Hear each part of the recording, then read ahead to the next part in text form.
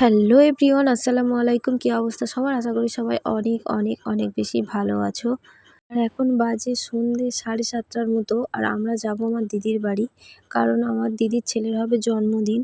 আমি তো গিয়েছিলাম পড়তে, প্রথম ভেবেছিলাম হয়তো জন্মদিন করবে না, কারণ 4-5 দিন হয়ে গেল আমার দাদা বাইরে চলে গেল। এর আগের ভিডিও যারা দেখেছো তারা জানবে, তাই ভেবেছিল এই বছরে স্কিপ দেবে, কিন্তু তারপরে যেহেতু ও ছোটো তাই ভাবলো জন্মদিনটা সেলিব্রেশন করাই যাক। দেখতেই পাচ্ছ এসে গেছি, আর আমার দিদি তো অনেকক্ষণ দিয়ে ফোন করছিল, আর আমরা যেহেতু পড়তে গিয়েছিলাম তাই আসতে দেরি হয়ে গিয়েছিল।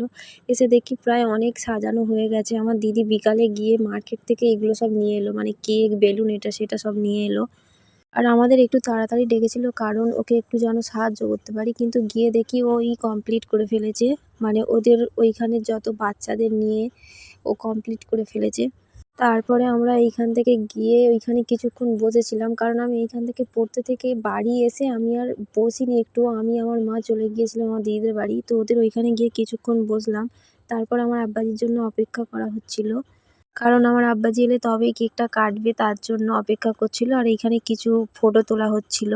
তো তারপর কিছুক্ষণ পর আমার আব্বাজি এলো, এবং আমার আব্বাজি সাথে করে কিছু মিষ্টি নিয়ে এসেছিলো, মানে ওর পছন্দের কয়েকটা মিষ্টি নিয়ে এসেছিলো। আর ওর তো খুব শরীর খারাপ ছিল, খেতে পারেনি, কিন্তু তবুও নিয়ে এসেছিলো আর কি। তারপর আমার আব্বাজি চলে আসার পর কেক কাটার জন্য সব কিছু ঠিকঠাক করছিল। তো তারপরে গিয়ে বসলো পাশে আমার আব্বাজি। তো এবারে কেক কাটা শুরু করবে, আর ও মোমবাতি জ্বালানো দেখে খুব ভয় পাচ্ছিল। বেজে উঠবে।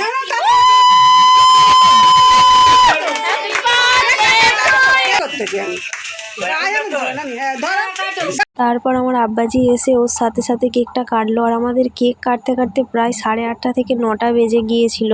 আর আমার আব্বাজির জন্যই অপেক্ষাটা করা হচ্ছিল। তো দেখতেই পাচ্ছ ও মোমবাতি মানে নিভাতে ভুলে গিয়েছিল, আবার মোমবাতিটা সবাই মিলে বলার পর নিভালো, আর নিভানোর সঙ্গে সঙ্গেই দেখতেই পাচ্ছ স্প্রে মেরে পুরো পুরো ঘরটার অবস্থা বিচ্ছিরি হয়ে গিয়েছিল। সবার মাথা ফাতায় পুরো ভর্তি হয়ে গিয়েছিল। এদিকে আমার দিদি কেকটা বাঁচানোর চেষ্টা করছিল।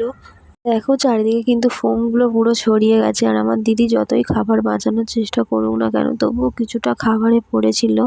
তারপর আমার দিদি কেকটা সরিয়ে নিল, এবং কেকটাকে ছোট ছোট করে কেটে আমাদের হাতে দেওয়ার পর আমাদের সবাইকে খাইয়ে দিচ্ছিল। আর আমাদের সাথে গিয়েছিল আমার পিসি আর আমার একটা বোনপো। তো তারপরে ওইখানে আমরা কিছুক্ষণ ছিলাম, মানে জন্মদিন হয়ে যাওয়ার পর কিছুক্ষণ গল্প টল্প করছিলাম। তারপরে আমার দিদি চা করে নিয়ে এলো, তারপরে চাটা খেয়ে চলে এলাম বাড়ি। তো আমার ভিডিওটা এই পর্যন্ত। ভালো লাগলে একটা লাইক অ্যান্ড সাবস্ক্রাইব করতে ভুলবে না। টাটা, আল্লাহ হাফেজ।